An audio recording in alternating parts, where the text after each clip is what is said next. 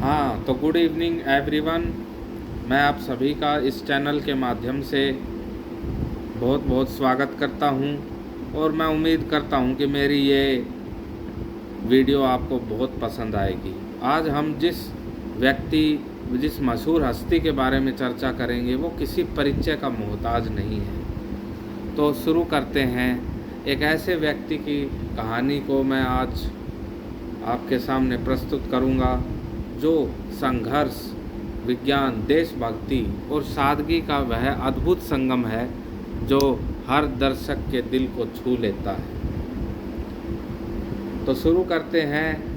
एक ऐसी मशहूर हस्ती के बारे में चर्चा करना जो किसी भी परिचय का मोहताज नहीं है, doctor APJ Abdul Kalam.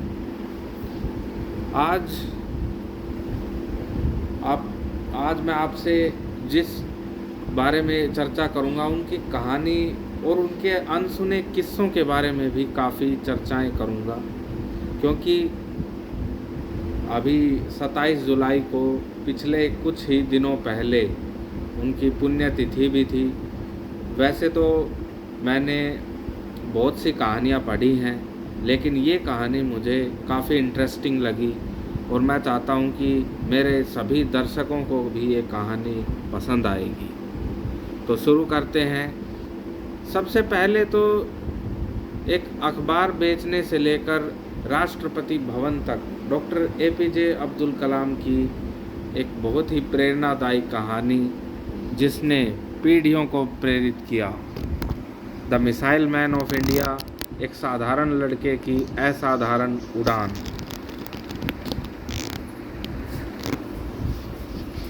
Missile man of India के नाम से मशहूर तथा जिनको भारत के राष्ट्रपति पद पर सुशोभित होने का अवसर मिला, वो इंसान जिसने भारत को सुपर पावर बनाया।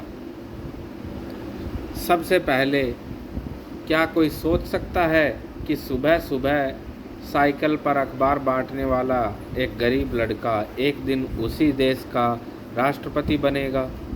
क्या कोई सोच सकता है कि एक लड़का जिसके पास पढ़ने के लिए रात को बिजली नहीं थी, वह एक दिन पूरी दुनिया में अपने देश की ताकत का डंका बजाएगा? आज हम बात कर रहे हैं एक ऐसे इंसान की जिस देश का हर नागरिक, चाहे वो किसी भी धर्म या जाति का हो, दिल से प्यार करता है। भारत के मिसाइल मैन और जनता के राष्ट्रपति डॉक्टर अबुल पाकिर जैनुल आबिदीन अब्दुल कलाम को।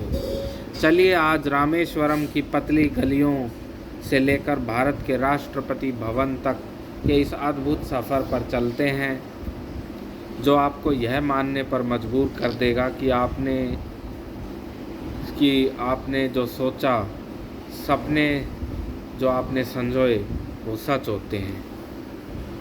सबसे पहला कहानी शुरू होती है 15 अक्टूबर 1931 को तमिलनाडु के रामेश्वरम में।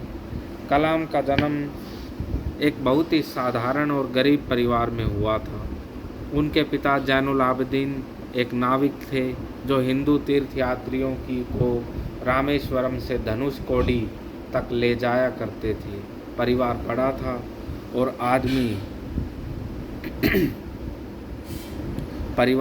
था और आमदनी बहुत कम।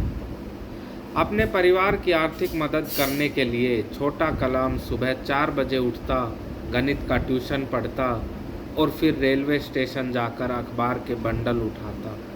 सुबह सुबह पूरे शहर में दौड़ दौड़ कर अखबार बांटना उनकी दिनचर्या थी।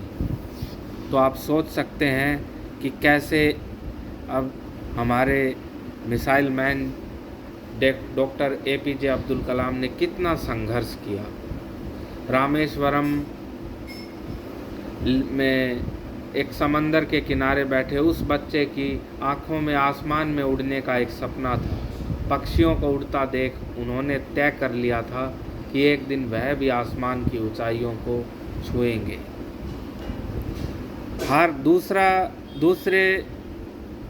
दूसरी बात है हार को जीत में बदलना और मिसाइल मैन का जन्म।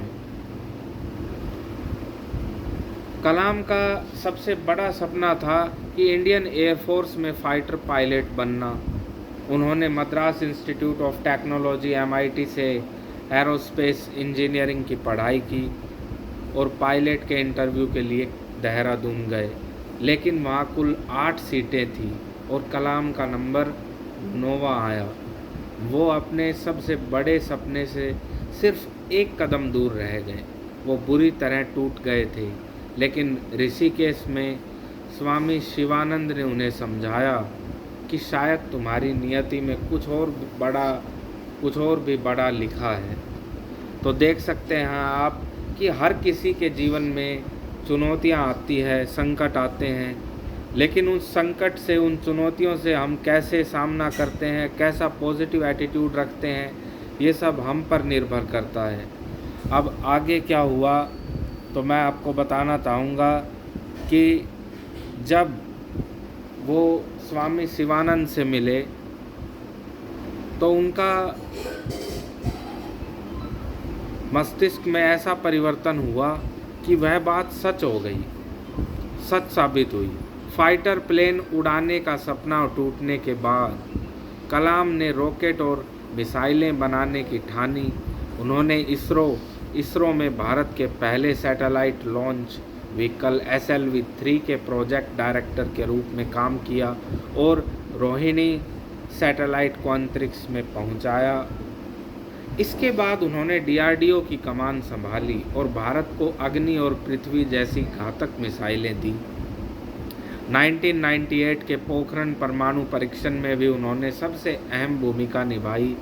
आप सब जानते होंगे 1998 के पोखरण परमाणु परीक्षण, जिस देश को दुनिया कमज़ोर समझती थी, कलाम ने उसे एक शक्तिशाली परमाणु राष्ट्र बना दिया। दुनिया उन्हें मिसाइल मैन ऑफ इंडिया कहने लगी। तो ये बात थी उनके मिसाइल मैन बनने की, लेकिन इसके बाद कहानी सिर्फ यहाँ तक सीमित नहीं थी।